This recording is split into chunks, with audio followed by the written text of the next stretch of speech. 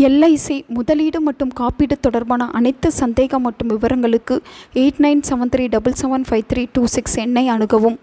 விநாயக பெருமான் அவதரித்த நாளாக ஆவணி மாதத்தின் வளர்பிறை சதுர்த்தி நாள் திகழ்கிறது.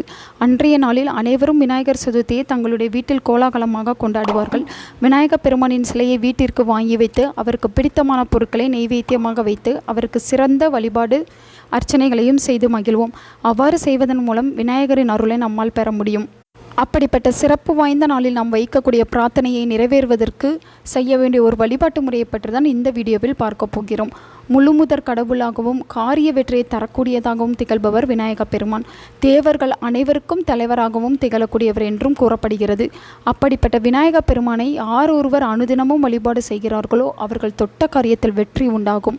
மேலும் விநாயக பெருமான் மிகவும் எளிமையான கடவுள் என்பதால் அவரை வழிபாடு செய்வதற்கு பெரிதும் நாம் செலவு செய்ய வேண்டும் என்றோ சிரமப்பட வேண்டும் என்றோ அவசியம் கிடையாது. மிகவும் எளிமையாக தலையில் 3 முறை கொட்டி 3 தோப்புக்கரணம் போட்டாலே போதும். விநாயகர் மனமகிழ்ந்து நாம் வேண்டியதை நமக்கு அருள்வார். அப்படிப்பட்ட விநாயக பெருமானுக்குரிய விநாயகர் சதுர்த்தி நாளிலிருந்து தொடர்ச்சியாக 3 நாட்கள் நாம் செய்யக்கூடிய வழிபாட்டு நம்முடைய பிரார்த்தனையை விரைவில் நிறைவேற்றும். இந்த வழிபாட்டை விநாயகர் சதுர்த்தி நாளான ஆகஸ்ட் மாதம் 27ஆம் தேதி ஆரம்பித்து தொடர்ச்சியாக 3 நாட்கள் செய்ய வேண்டும். பிரம்ம முகூர்த்த நேரத்திலும் அதே சமயம் மாலை 6 மணிக்கும் இந்த வழிபாட்டை செய்ய வேண்டும். 3 நாட்களும் 2 வேளை நாம் விநாயகரை வழிபாடு செய்யலாம். ஆகஸ்ட் மாதம் 27ஆம் தேதி எப்பொழுதும் செய்யக்கூடிய விநாயகர் சதுர்த்தி வழிபாட்டோடு சேர்த்து இந்த வழிபாட்டையும் செய்ய வேண்டும். பிரம்ம முகூர்த்த நேரத்தில் வீட்டில் இருக்கக்கூடிய விநாயக பெருமானின் படம் அல்லது சிலைக்கு அருகம்புல் அல்லது அருகம்புல் மாலையை சாற்ற வேண்டும். பிறகு அவருக்கு முன்பாக ஒரே ஒரு நெய் தீபத்தை ஏற்றி வைத்து கொள்ள வேண்டும். நெய்வேத்தியமாக காய்ச்சாத பசும்பாலை வைக்க வேண்டும். இப்படி வைத்துவிட்டு நம்முடைய பிரார்த்தனை என்னவோ அதை முழு மனதோடு விநாயக பெருமானிடம் கூற வேண்டும். பிறகு கற்பூர ஆரத்தி காட்டி வழிபாட்டை நிறைவு செய்து விட வேண்டும்.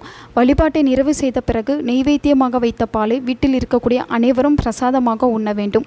இதே முறையில் மாலை நேரத்திலும் புதிதாக அருகம்புல் வைத்து காய்ச்சாத பாலை நெய்வேத்தியமாக வைத்து ஏற்கனவே காலையில் பயன்படுத்தி அகல் விளக்கில் இருக்கக்கூடிய திரியை மட்டும் புதிதாக மாற்றி தீபமேற்றி அதே பிரார்த்தனையை முன்வைக்க வேண்டும்.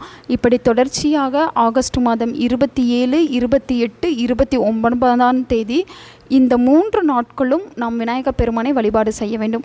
இப்படி செய்வதன் மூலம் விநாயக பெருமான் விரைவிலேயே நம்முடைய பிரார்த்தனையை நிறைவேற்றுவார். ஒரே பிரார்த்தனையைத்தான் 3 நாட்களும் வைக்க வேண்டும் என்பது குறிப்பிடத்தக்கது. 3 நாட்கள் 2 வேளை வழிபாடு செய்ய வேண்டும். புதிதாக விநாயகரை வீட்டிற்கு வாங்கி வைத்து வழிபாடு செய்பவர்கள் தொடர்ச்சியாக 3 நாட்கள் வைத்து வழிபாடு செய்யும் வழக்கத்தை வைத்திருப்பார்கள். அதோடு சேர்த்து இந்த வழிபாட்டையும் செய்ய விரைவிலேயே நம்முடைய வேண்டுதலும் பிரார்த்தனையும் நிறைவேறும். நல்லதே நடக்கும்.